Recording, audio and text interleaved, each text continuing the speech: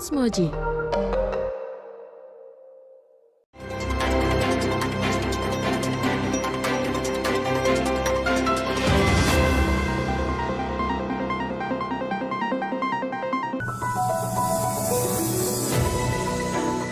Halo, selamat sore Moji Badi. Dampak cuaca buruk mengingatkan kita kembali nih soal aturan membuang sampah sembarangan. Bahkan Pandawara Group, kelompok pemuda yang sering membersihkan sampah di sungai Indonesia aja udah mulai dilirik media asing. Yuk kita juga ikut melakukan perubahan. Sama saya Edward Fidiadi dan inilah Turis Update Petang selengkapnya. Informasi pertama, seorang mayat wanita tanpa identitas ditemukan tak bernyawa di pantai selatan Lumajang, Jawa Timur. Untuk mengetahui penyebab kematian, polisi mengevakuasi jasad korban untuk diautopsi. Mujibadi, Anda tim beli online atau langsung ke tempat nih? Pembelian online memang banyak plus dan minusnya, seperti salah paham terkait jual beli di media sosial. Akibatnya seorang wanita dikeroyok hingga mengalami sejumlah luka lebam. Pelaku pengeroyokan hingga kini masih dalam pengejaran. Tak hanya di jalanan, bahkan rumah yang seharusnya menjadi tempat teraman pun masih menjadi sasaran kriminal. Seorang wanita yang tengah sendirian di rumahnya di kawasan Kuburaya, Kalimantan Barat, jadi korban perampokan. Korban diancam dengan menggunakan senjata tajam. Kita ke informasi lainnya, seorang wanita di Sibolga, Sumatera Utara yang memotong alat vital teman prianya akhirnya ditetapkan sebagai tersangka. Polisi juga langsung melakukan penahanan terhadap tersangka. Kabar baik untuk kaum wanita nih. Presiden Joko Widodo menegaskan pemerintah mendukung implementasi penghapusan kekerasan terhadap perempuan. Hal ini sebagai langkah nyata pelaksanaan Undang-Undang Tindak Pidana Kekerasan Seksual. Jangan kemana-mana, Today's Update Petang akan kembali dengan informasi mengenai razia balap liar di Jawa Tengah. Informasinya sesaat lagi.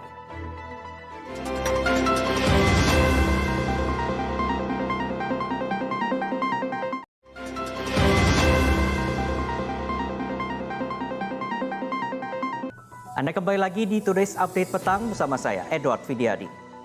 Keluhan masyarakat akhirnya terdengar. Petugas gabungan gencarkan razia balap liar dan knalpot bising yang kian meresahkan warga. Tak takut terjaring, sejumlah remaja di Tegal, Jawa Tengah kocar-kacir. Mereka berupaya kabur saat petugas menertibkannya. Mobil dinas berplat merah yang kabur usai menabrak sepeda motor terekam CCTV di Klaten, Jawa Tengah. Akibat kecelakaan tersebut, pengendara motor terluka. Mujibadi, mungkin inilah yang disebut dengan hari kebalikan. Dua pencuri motor berhasil membawa kabur motor korban di sebuah perumahan di Cilengsi, Bogor, Jawa Barat. Saat dikejar korban, pencuri meninggalkan motor yang dibawanya dan dua ponsel. Bak film action aksi kejar-kejaran antara korban dengan kawanan penjamret yang merampas uang puluhan juta rupiah terjadi di Jalan Raya Kota Tangerang, Banten. Pelarian kedua jambret itu terhenti setelah diadang warga. Informasi lainnya, PT Kereta Api Indonesia mengungkap telah menyelamatkan hampir 5.000 barang milik penumpang dengan estimasi nilai mencapai lebih dari 4 miliar rupiah. Sementara di kawasan Durensawit, kaca kereta rel listrik atau KRL pecah yang diduga akibat dilempar batu oleh orang tak bertanggung jawab. Today's Update Petang masih akan kembali dengan informasi KPK akan memeriksa kekayaan mantan pejabat Ditjen Pajak. Tetaplah di Today's Update Petang.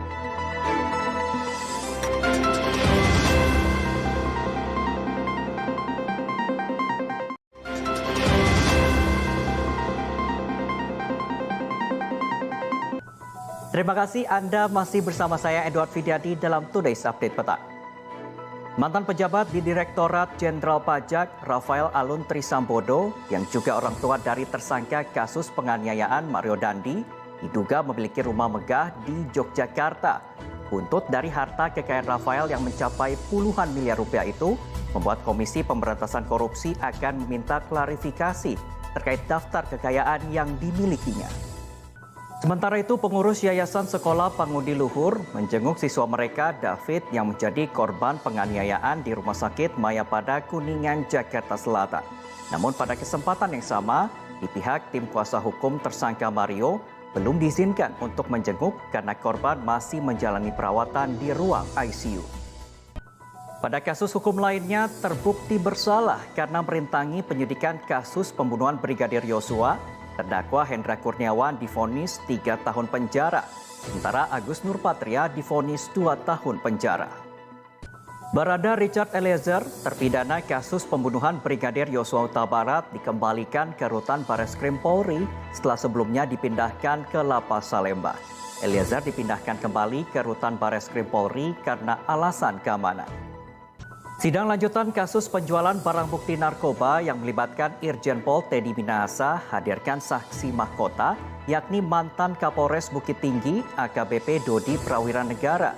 Dalam sidang ini, Dodi mengaku telah memberikan sejumlah uang hasil penjualan narkoba jenis sabu kepada terdakwa. Setelah ini kami akan hadirkan informasi akibat tanah longsor sebuah rumah ambruk. Informasinya sesaat lagi.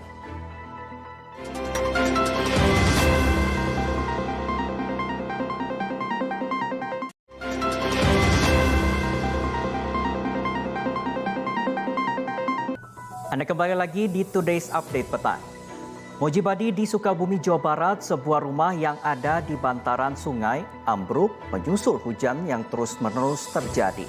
Beruntung para penghuni rumah telah mengungsi lebih dulu ke tempat yang aman. Ya, hujan yang terus mengguyur juga memicu amblasnya jembatan Cikeretek di ruas Jalan Raya Bogor Ciawi, Jawa Barat. Akibatnya jalur penghubung Bogor dengan Sukabumi itu ditutup. Lebih baik mencari jalan lain daripada celaka ya Mojibadi. Angin puting beliung menerjang desa Sukamakmur, Jember, Jawa Timur. Angin kencang disertai suara menderu menerbangkan berbagai benda termasuk atap-atap bangunan. Selanjutnya dari informasi pasar, harga beras di pasaran yang terus mahal membuat warga di Kabupaten Goa, Sulawesi Selatan berebut antrean untuk mendapatkan beras murah. Hal serupa juga terjadi di Lumajang, Jawa Timur. Warga rela antre untuk mendapatkan beras murah.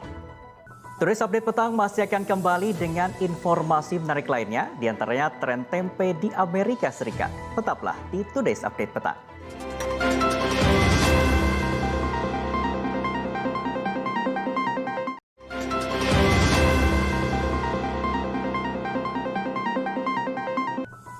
Terima kasih Anda masih bersama kami dalam Today's Update Petang. Mojibadi, Anda lebih memilih tempe atau tahu nih? Namun kali ini ada informasi soal tempe.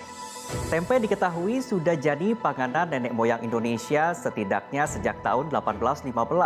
Di Amerika Serikat, tempe sudah familiar di tahun 1970-an dan semakin populer loh saat ini. Dan beriringan dengan makin banyaknya warga Amerika yang menjalani gaya hidup vegan dan vegetarian. Berikut laporan dari tim VOA. Kepedulian akan sampah bisa dilakukan masyarakat dengan aksi nyata berupa ajakan untuk menjaga kebersihan hingga menyulap sampah menjadi barang bernilai. Di Jakarta ada yang mengolah sampah menjadi bahan bangunan, sementara kalau kita ke Kudus, kaum ibu menyulap sampah plastik menjadi barang multiguna. Yang satu ini mungkin cocok untuk Anda kaum rebahan yang suka melamun nih. Lomba melamun digelar di kota Tasikmalaya, Jawa Barat, untuk memunculkan ide-ide kreatif terkait keberadaan Gedung Creative Center.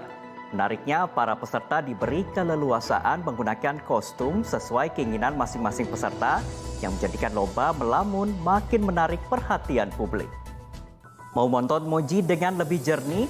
Saksikan tayangan digital Moji di kota kesayangan Anda melalui list UHF berikut ini.